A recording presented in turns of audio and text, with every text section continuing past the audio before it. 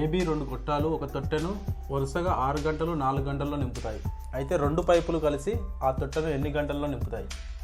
చూడండి, ఏ అనే పైపు 6 గంటల్లో నింపుతుందంట, బి అనే పైపు 4 గంటల్లో నింపుతుందంట.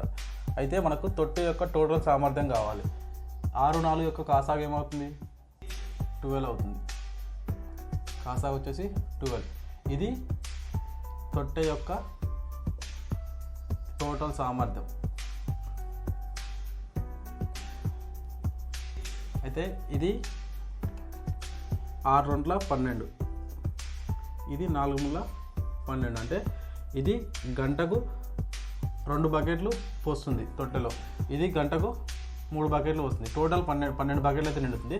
ఇది గంటకు 2 వేయడం వల్ల 6 గంటలు పడుతుంది, ఇది గంటకు 3 వేయడం వల్ల 4 గంటలు పడుతుంది.